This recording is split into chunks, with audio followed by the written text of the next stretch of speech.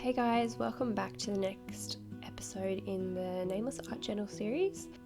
In this video, it's another process video, so you're going to be watching me create while I chat. And in this video, I'm going to be chatting about intuition and using intuition in our art process. So this page that you see me doing is focused on using my intuition, and intuition, basically, as the dictionary says, is instinctive, so it's understanding without a need for conscious reasoning. So basically that means following how you feel without necessarily understanding or analysing why you feel that way. And that's really important in art and art journaling, because that's what it's all about, really. It's a way to express ourselves, express our emotions without really any need to make sense of it. And we don't need to be able to understand or explain it to anyone or even to ourselves. So in this process, it's very much about following my gut feelings to create this page, and without overthinking anything or planning anything, just letting it flow. I'm including or excluding things based on how it makes me feel and nothing else.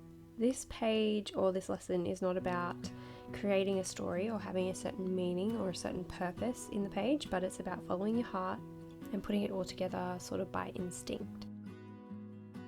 So to be intuitive in your art, you need to free yourself of critical thinking, and you need to give yourself permission to explore what happens when you follow your feelings instead of your thoughts. So when you start your intuitive page, I want you to have absolutely no plans or preconceived ideas about it and what the end result is going to be. So I want you to have no expectations for yourself or for your page whatsoever. That means don't plan your supplies or think about your composition or anything like that in advance. You can grab a bunch of supplies beforehand and put them in front of you, like in arm's reach, so you don't have to think too much while you're creating.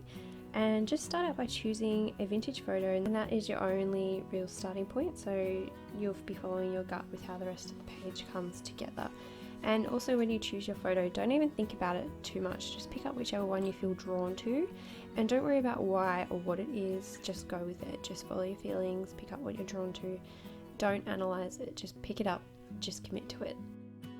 So I know for a lot of people, doing intuitive art is really hard. So to guide you, if you're someone who is completely unsure, I'm going to give extremely loose instructions, and I want you to just run with this all on your own by following your own feelings. So I don't want to give you any instructions or rules, because it really is counterintuitive. But if you absolutely don't feel comfortable following yourself at all, and you feel completely stuck after you've chosen your photo, I'd suggest maybe just mixing up a color of paint, and it can be any color that you feel. So remember that keyword feel, and go and just put some of that color onto your page. It does not matter how you put it on, where you put it on, or how much you put it on. Just do it, and just grab things. Maybe grab new paper scraps. Again, don't overthink anything. Just grab what you feel you're drawn to and use it on the page however you like. Don't be critical or analyze anything else. Just do it confidently and allow it to flow from how you feel. It doesn't need to reach any expectation at all. It can be hard to choose your intuition over your own judgment and critical thoughts while creating something, but once you begin trusting it, it becomes easier and easier, and you'll be able to create a whole page with no plan, no guidance, no critique from yourself, just creative, spontaneous expression. And that's actually when you'll not only benefit from the process emotionally, but also actually sometimes bring in even more meaning and purpose without realizing it during the process.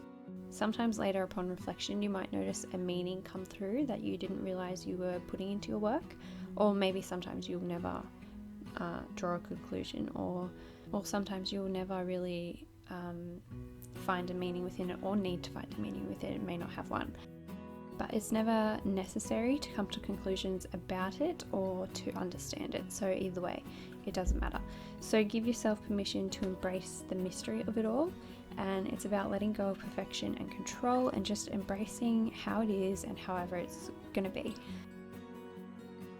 So teaching intuition to you is kind of hard because because what I do on my page is going to be totally different to what you do, and it's just best if you follow yourself completely rather than anything that I do or anything that I suggest.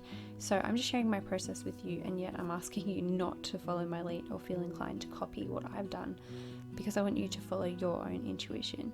But once you get good at following your intuition in art and actually start being able to easily distinguish and recognize difference in your intuition versus your critical judgment, then you can tap into both at the same time or within the same process while creating, and you can use them separately or together depending on however you feel the need to create.